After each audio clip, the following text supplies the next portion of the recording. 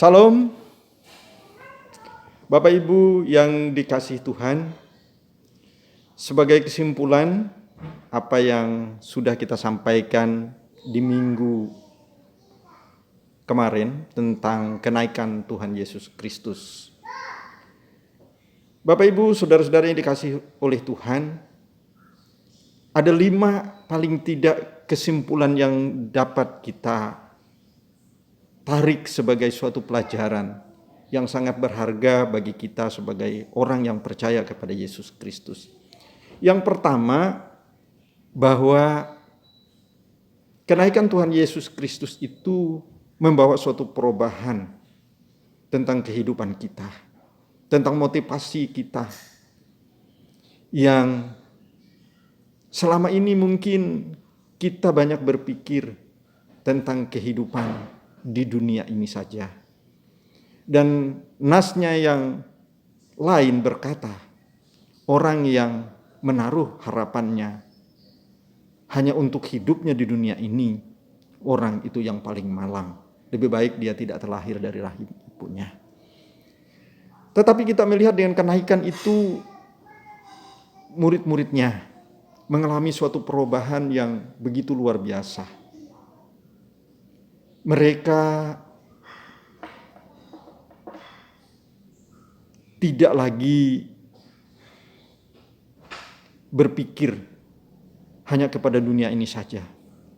Mereka berbalik, yang takut menjadi berani, yang gelisah, yang bimbang, ragu menjadi kuat. Dan mereka tidak takut mati. Itulah suatu perubahan karena sebuah pengertian yang benar tentang Yesus. Yang kedua, makna daripada kenaikan Tuhan Yesus Kristus itu memberi keyakinan yang benar bahwa Yesus itu bukan manusia biasa, tetapi dia benar-benar Allah yang datang dari surga. Makna yang ketiga, memberikan kepada kita suatu sukacita yang besar. Karena apa? Karena Yesus memberikan suatu pengharapan dengan janji bahwa kita hidup di dunia ini, walaupun dia sudah naik ke surga, kita tidak sendiri. Dia menjanjikan dengan mencurahkan Roh Kudus-Nya. Dan Roh Kudus itu akan memenuhi setiap orang percaya. Ketika kita percaya, kita dimeteraikan dengan Roh Kudus. Jadi setiap kita yang dipenuhi dengan Roh Kudus Tuhan akan mampu untuk hidup, untuk menjalani suatu kehidupan yang benar di hadapan Tuhan. Jadi saudara-saudara yang dikasihi oleh Tuhan, kalau dia masih ada di tengah-tengah dunia bersama dengan murid-muridnya, saya percaya maka sangatlah sulit untuk menjangkau seluruh dunia ini. Tetapi melalui kuasa Roh Kudus-Nya yang dijanjikan, yang kita rasakan, sehingga kita juga sebagai orang yang berbahagia, yang boleh menerima Yesus Kristus sebagai Tuhan dan Juru Selamat kita. Kita boleh menerima anugerah kasih karunia yang luar biasa itu. Itu karena dia naik ke surga. Yang keempat, kita tahu bahwa kenaikan Tuhan Yesus Kristus ke surga itu juga karena apa? Karena dia menjanjikan kepada kita hidup yang kekal.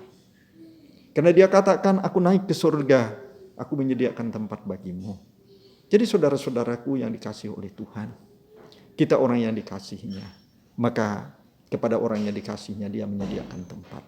Luar biasa sekali. Dan kita bangga sebagai anak Tuhan, kita bangga sebagai pengikut Yesus, karena kita dijanjikan ada tempat yang sudah disediakan oleh Tuhan di surga untuk saya dan saudara. Yang kelima, kita tahu bahwa makna yang kelima itu adalah Makna bagaimana kita tahu Tuhan, bahwa pada suatu saatnya nanti, inilah yang kita nantikan saat ini. Kalau kita berbicara tentang kelahiran, tentang kematian, tentang kebangkitan, itu sudah semuanya terjadi dan sudah berlalu dari kehidupan, dan tinggal kita menjalaninya semua. Tetapi ada satu hal yang kita nantikan sampai hari ini, yang kita terus meneguhkan dan menguatkan hati kita untuk terus menantikan kedatangan yang kali kedua itu. Karena dia berjanji, dia akan datang kembali ke dunia ini. Dan kedatangannya yang kali kedua ke dunia ini, dia akan menjemput saya dan saudara untuk naik bersama-sama dengan dia, untuk menempati tempat yang dia sudah sediakan bagi kita. Dan kita lihat makna itulah yang kita pegang dalam kehidupan kita. Sampai hari ini kita terus menunggu kedatangan Tuhan itu dengan setia. Dan kita terus berjaga-jaga, dan janganlah kita sampai lengah, dan janganlah kita sampai hidup ini menjadi bodoh, dan kita tidak senantiasa terus mempersiapkan diri dengan benar-benar. Karena kalau kita tidak menyiapkan diri kita dengan benar-benar, maka kita akan menjadi menyesal, karena kita bisa menjadi seperti 5 perempuan yang bodoh, yang karena tidak mempersiapkan minyak pelitanya dengan baik di tengah-tengah dunia. Sehingga apa? Ketika Tuhan datang, mereka tidak memiliki minyak pelita yang cukup. Maka pintu itu tertutup bagi mereka.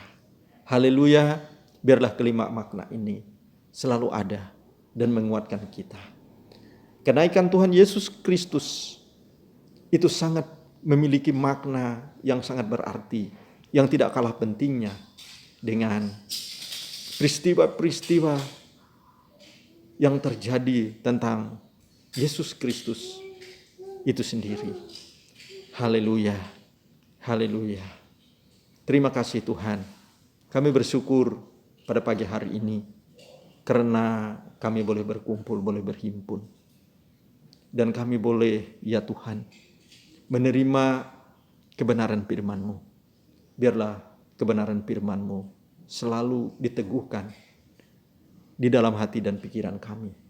Agar ya Tuhan, dalam kehidupan ini kami beroleh, ya Tuhan, selalu kekuatan melalui kuasa Roh Kudus-Mu. Berkatilah kami dan sertai kami selalu. Dalam nama Yesus Kristus kami berdoa. Haleluya. Amin.